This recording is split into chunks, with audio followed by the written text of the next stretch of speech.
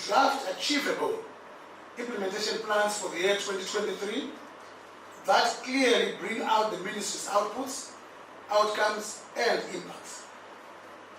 Our plans, therefore, should be aimed at delivering satisfactory services to the general populace that we are here to serve.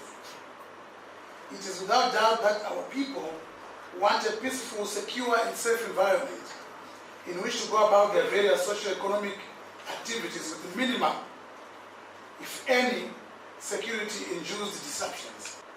Our people also expect us to deliver efficient and convenient services that improve their quality of life.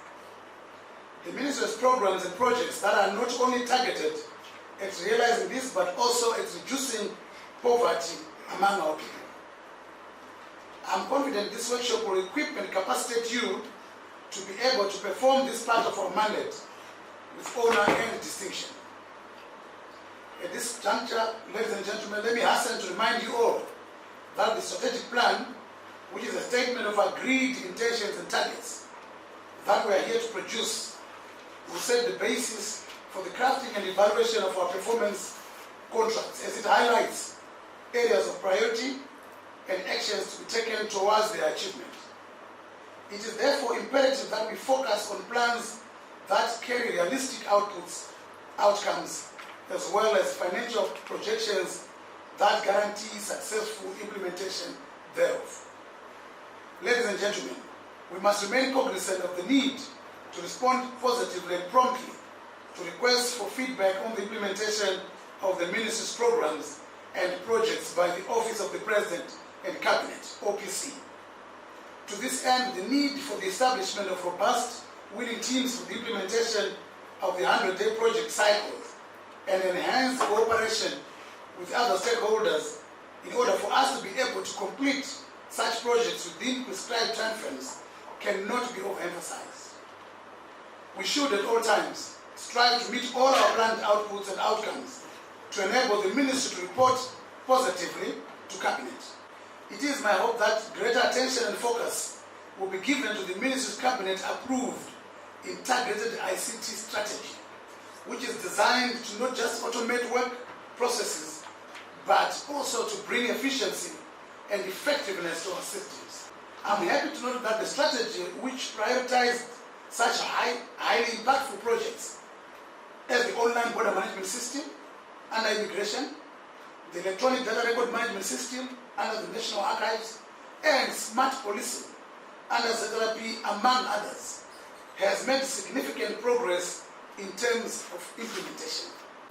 I urge you all heads of department and agencies in your capacity as the Ministry technocrats to use the time and resources so provided productively.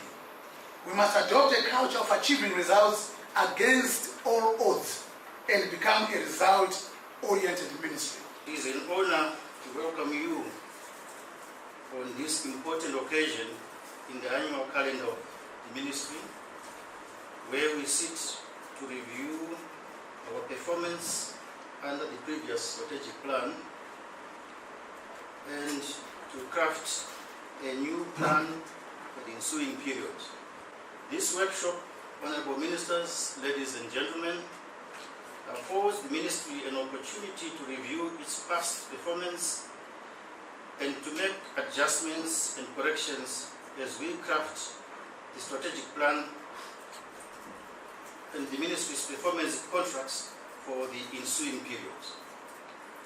We do this with the guidance of facilitators who are placed at our disposal, courtesy of the tripartite of the Office of the President and Cabinet, the Public Service Commission, and Treasury. Let me hasten to underscore that the objective of this workshop is to enable us to evaluate the progress or lack of it that has been made in the implementation of the 2020 to 2023 strategic plan. It is also to craft the Ministry's annual strategic plan as well as program and sub-program plans for 2023 that incorporate our performance targets, and it is to prepare performance contracts for the Ministry, departments and agencies. The year 2022 was a particularly difficult one for the ministry, as indeed for the whole of government. It is not the hitherto ravaging COVID-19 pandemic that, as we all can appreciate, has now substantially subsided, but mainly issues of funding that had a bearing on our performance during the year under review.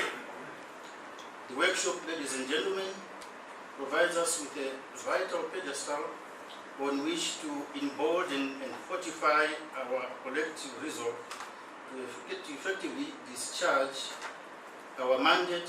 We should, at the end of the workshop, be able to come up with robust strategies underpinned by clear outputs, outcomes, and impacts that clearly map the way forward for the ministry. Our work is cut out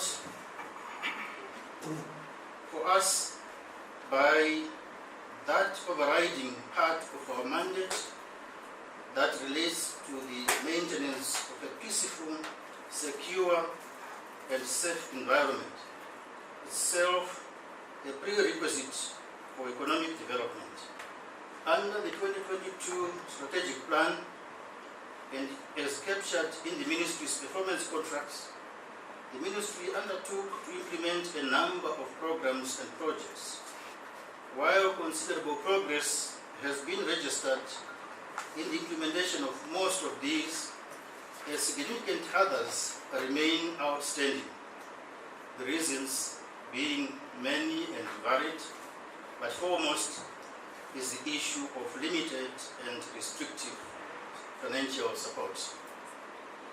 There is also the observable element of lethargic work ethics on the part of some of us, about which self-introspection is required during this workshop to allow for a cultural change that respects diligence and commitment to work.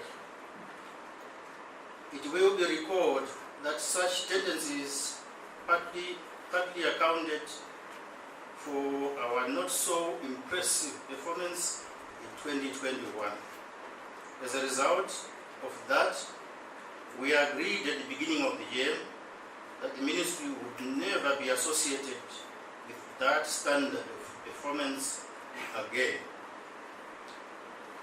For the two quarterly performance assessments that have been conducted so far this year, we were well on course towards realizing that commitment.